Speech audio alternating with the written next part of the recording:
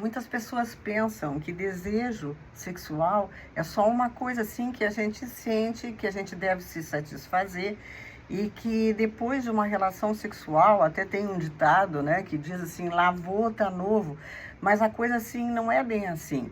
E não é tanto por uma questão de moralidade, não tem nada a ver com moralidade, mas pela nossa sanidade mental, psicológica e espiritual, que as pessoas não são muito bem informadas do que acontece quando a gente deixa o desejo nos comandar.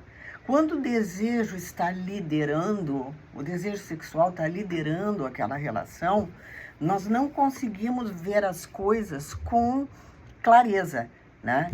Então, na realidade, a pureza não é a ausência do desejo, né? Mas é o poder de administrar esse desejo.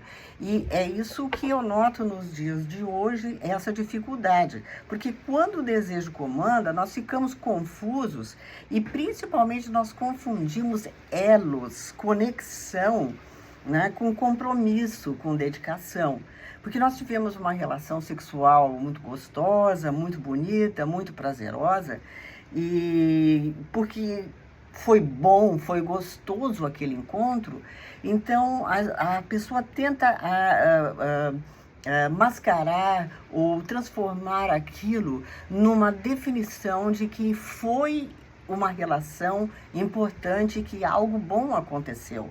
Não é que não aconteceu nada bom, a relação foi boa, sexualmente falando, mas o sexo é uma força muito poderosa e muito nobre. Não tem nada a ver com baixaria. O sexo é uma força que nós devemos comandar e administrar. Depois que você penetrou ou você foi penetrada, você penetrou também a aura do outro e foi penetrada na sua aura. Vocês trocaram líquidos e vocês dividiram elementos físicos e elementos espirituais. E aí você também passa a carregar, ambos passam a carregar aquilo que o outro tem dentro ou aquilo que o outro está passando. Ora, algo poderoso dessa magnitude poderia nos fazer pensar que selecionar a pessoa para a qual nós vamos compartilhar, né, fisicamente, vamos compartilhar o nosso corpo, seria uma coisa assim bastante importante, porque o fato que foi uma noite, foi um momento e acabou, e eu não estou dizendo que isso não possa acontecer, porque às vezes a gente fica realmente muito comandado e muito perdido por aquela paixão sexual. Mas se vê claramente que às vezes não foi realmente uma grande conexão, porque depois que acaba aquele momento não sobra quase nada. E quando não sobra nada, é porque antes não houve realmente um sustentáculo ou uma base para aquilo acontecer.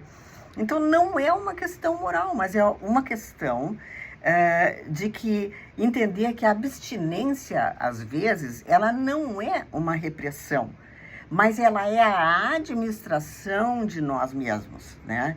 Para estar pronto, você precisa primeiro amar a você e amar o seu corpo. O seu corpo é precioso, o seu corpo é aquele que te carrega nessa vida aqui.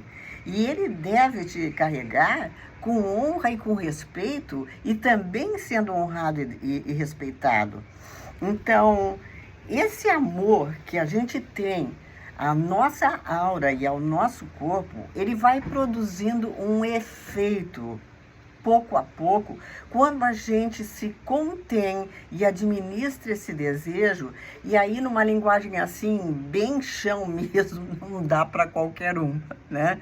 E eu estou falando de homens e de mulheres, porque o homem pode ter exatamente a mesma devassidão do que uma mulher, porque o fato de que ele é permitido socialmente, não é? E que não tem ninguém para criticar, não significa que ele não seja um cara extremamente materialista e usuário dos corpos, né? E uma pessoa que é administrado pelo desejo em vez de ele administrar os seus desejos. Então, a pessoa que não tem isso aí, a pessoa que não cria esse amor próprio, ela vai o quê? Ela vai buscar no outro o amor próprio. E o outro, se ele está na mesma situação, o que ele tem para dar? Ele não tem nada para dar. Então vão ficar duas pessoas se cobrando de coisas e de deveres de casa que elas deviam estar fazendo para elas mesmas. A maioria das pessoas quer compreender com uma epifania, né? Ah, não, eu primeiro vou ter uma epifania e aí, depois que eu entender bem tudo isso, aí eu vou conseguir mudar. E aí é que está o verdadeiro engano das pessoas.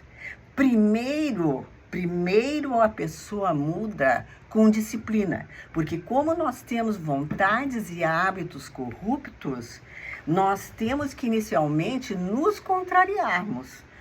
Porque nós queremos aquilo, né? Nós temos vontade, nós temos o desejo. Então, primeiro, nós temos que contrariar essa vontade corrupta para que resultados e efeitos comecem a acontecer. E quando os efeitos acontecem, e eles são resultados extremamente positivos, porém invisíveis, mas todo mundo percebe uma mulher que tem autoestima. Como também toda mulher percebe um homem que ama a si próprio. Então, inicialmente, nós nos contrariamos e nós vamos repetindo essa disciplina até que aquilo vá se tomando uma força dentro de nós e fazendo parte de tudo que a gente diz e de tudo que a gente faz. E isso se chama uma espécie de luz que todo mundo percebe, e é por isso que às vezes todo mundo quer aquela pessoa, porque é uma luz que abriga, que aconchega, que convida para uma verdade importante. Enquanto que a outra pessoa que está sendo administrada pelos seus desejos, ela é convidada por uma noite, por um momento e apenas para uma situação. Então, o que é necessário, acima de tudo, para a gente mudar? A gente tem que mudar a frequência, mas a frequência ela só é mudada inicialmente com esse tipo de disciplina. No início, a gente vai ter um duelo com quem? Com a gente mesmo. Porque a gente vai querer e não vai fazer. Então a gente vai ter que se conter. Mas isso não é repressão. É exatamente o contrário. Isso aí é a construção de uma força interior que vai formando uma solidez de caráter, uma solidez moral, espiritual, psicológica, que, embora invisível, ela é plenamente apreciada pelos outros. Então, primeiro a gente muda esta forma.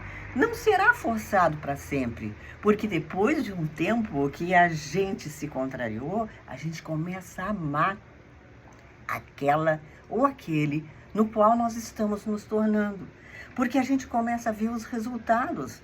A gente sente que os outros gostam mais e nós gostamos mais de nós mesmos. Nós dormimos com autoestima. E a gente também vai reforçando a nossa segurança. Então, o que acontece? Nós viemos aqui para ter uma experiência humana e nós vamos ter a tentação para sempre dessa humanidade, a tentação dessa carne. Mas nós queremos manifestar a nossa melhor versão. Por quê? A nossa melhor versão, nós somos filhos do divino. Nós temos o divino dentro de nós. Mas para nós manifestarmos esse divino, a gente tem que renunciar a algumas coisas humanas. Então ninguém está falando aqui de recomendar a abstinência, como fizeram certos sacerdotes e coisas assim, em vão.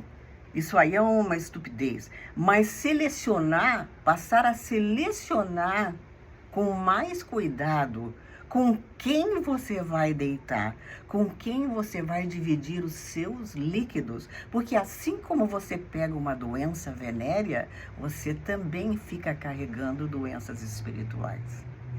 Pensem nisso e Me digam também o que vocês pensam, se vocês já tiveram uma experiência assim, ou se vocês evoluíram nessa parte, eu tenho uma dificuldade nesse sentido. Escrevam para mim, porque eu adoraria saber. Obrigada.